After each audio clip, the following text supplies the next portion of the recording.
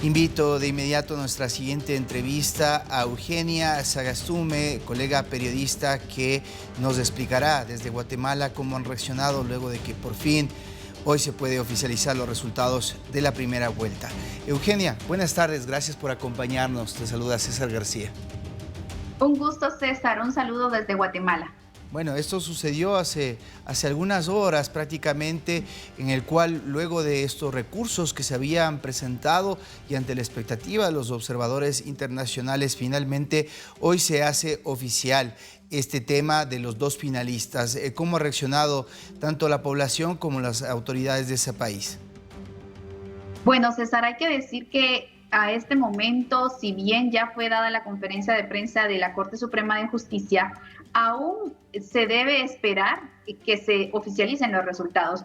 Pasan varias cosas que cuando se emiten este tipo de resoluciones a veces quedan ambiguas ciertas cosas y entonces oficialmente no se sabe si el tribunal de inmediato lo va a hacer. En este momento justamente están reunidos los magistrados en pleno, los magistrados del Tribunal Supremo Electoral, resolviendo algunos recursos de nulidad que estaban pendientes y se espera que posterior a ello ya ellos oficialicen los resultados obtenidos el 25 de junio. Sin embargo, todavía digamos que no hay nada seguro. Cuando ya esto esté, pues ya vamos a poder hablar de que ya se va a dar la vía libre o el banderazo de salida para iniciar con la campaña para la segunda vuelta electoral.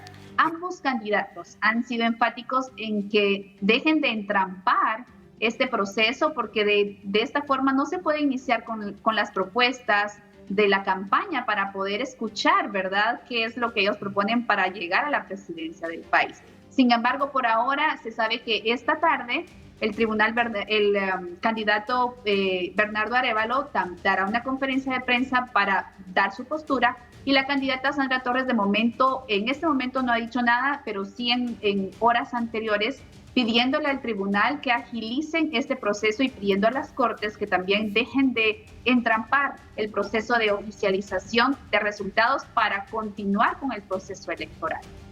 Cuéntanos a breves rasgos para que la audiencia en América Latina pueda entender cómo se originó esta situación, por qué razón se ha dilatado la presentación oficial de resultados. Pues brevemente es algo que no había pasado en la historia de Guatemala. Ciertamente siempre hay inconformidades de parte de los partidos que no han logrado llegar a una segunda vuelta. Sin embargo, esta vez los 9 partidos presentaron un amparo ante la máxima corte del país, que es la Corte de Constitucionalidad, pidiendo que se hiciera una nueva revisión e incluso sugiriendo que pudiera haberse en algún momento un reconteo de votos. Eso no pasó. Lo que pasó fue que las juntas departamentales electorales tuvieron que revisar todas las actas electorales que tenían quejas y las impugnaciones para corroborar que lo que estaba en el acta era lo mismo que apareciera en el informe ingresado al sistema informático, como un cotejo. Y además revisar las impugnaciones de votos que ellos alegaban que eran suyos o no eran suyos. Entonces, eso fue lo que se hizo una semana después del proceso electoral. Ayer domingo se cumplieron 2 semanas y hasta la fecha pues no hay una oficialización de los resultados. Además de los presidenciales, tampoco de los 340 alcaldes y de los 160 diputados al Congreso de la República.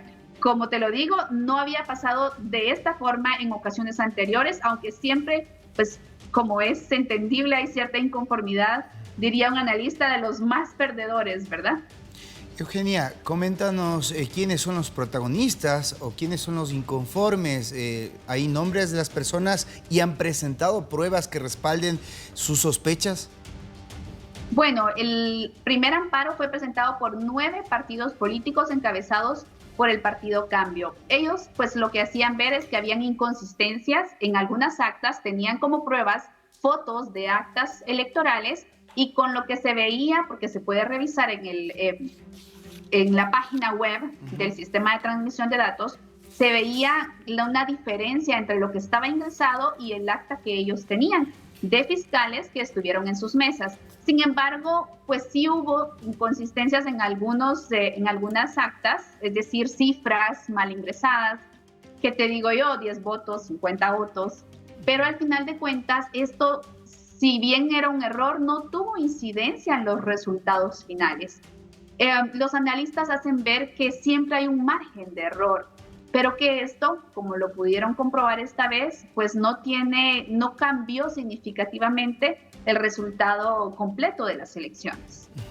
Conversábamos antes de que se produzcan las primarias con algunos candidatos que habían quedado desplazados, descalificados, y mencionaban que ellos temían que había todo un aparataje desde el Estado para tratar de controlar las elecciones. ¿De alguna forma esto ha quedado en evidencia luego de lo presentado o, de acuerdo a lo que han dicho también observadores internacionales, no hay más cuenta que darle a esta situación y tenemos que ver ya el escenario hacia la segunda vuelta? Pues mira, creo que cada quien busca un argumento para poder pues sustentar su inconformidad, ¿verdad? Pero como tú lo dices, este ha sido el proceso electoral más observado de la historia.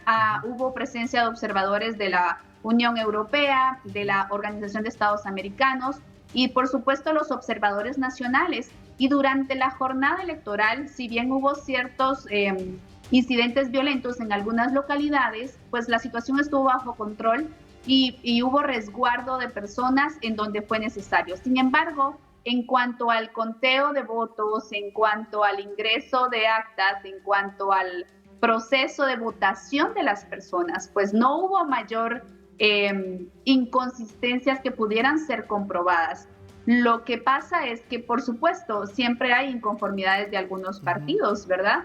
Y el informe de la Unión Europea y de la Organización de Estados Americanos sustenta esto y ellos llevan un conteo rápido que coincide con los resultados entregados por el Tribunal Supremo Electoral. Entonces, hasta el momento no hay prueba alguna de que haya habido algún fraude, como algunos incluso lo han señalado. Hoy decía la magistrada presidenta del Tribunal Supremo Electoral que dejen de hablar de fraude si no se ha dado un sustento para poder acusar que hubo algo de esto, ¿verdad? Entonces, como te digo, pues hay cierta inconformidad en algunos partidos. Eran 30 partidos políticos participando y para candidatos a la presidencia eran 22 candidatos a la presidencia. Entonces, obviamente son 2 los que pasan a segunda vuelta y 20 quedan fuera. Y también esa es la razón muchas veces de esta dispersión de votos, porque los 2 candidatos que pasaron a segunda vuelta lograron apenas un 17 y un 12% de los votos. El voto nulo obtuvo el 17% y todos los demás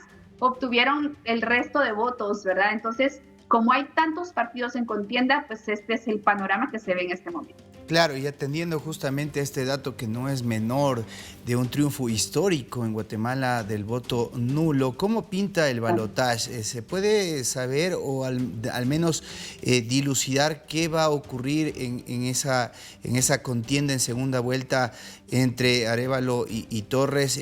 ¿Quién puede tener el privilegio del voto según tu análisis? Bueno, este es el reto principal de ellos dos, porque el que ganó fue el voto nulo y eso es reflejo de la inconformidad también de las personas de no encontrar propuestas que les convenzan para poder votar y dar esa confianza para el próximo presidente. Sin embargo, en este momento el panorama es distinto. Habrán 2 opciones nada más. Como tú decías, Sandra Torres y Bernardo Arévalo. En la primera vuelta fueron 5,5 millones de votantes. Se espera que para esta vuelta pues se logre, si no este porcentaje, por lo menos un buen porcentaje de personas que pueda llegar y emitir su voto. El reto al momento es de ellos dos, de poder convencer. Sin embargo, como te digo, no ha podido empezar una campaña electoral abierta por la falta de oficialización de resultados. Pero ciertamente sí hay inconformidad entre la población guatemalteca, demostrando que entre los 22 candidatos a la presidencia no encontraban una propuesta que les convenciera y ese es el resultado de los más de 1 millón de votos nulos que lograron más del 17% de los votos. Hasta ahora, el 20 de agosto es la fecha que todos esperamos, aunque pues debemos esperar la oficialización de resultados para poder ya dar paso a que esto se realice ciertamente en esa fecha. Se ha dicho que por supuesto se va a cumplir como fue decretado desde el inicio del proceso electoral. Sin embargo, hasta el momento pues sí ha habido cierta incertidumbre acerca de lo que pueda pasar en nuestro país. Gracias, Eugenia. Nosotros vamos a estar atentos a la culminación. De momento la vía está expedita para que el electoral finalmente publique y oficialice estos resultados. Buenas tardes. Por supuesto. Buenas noches. Un gusto. Buenas tardes.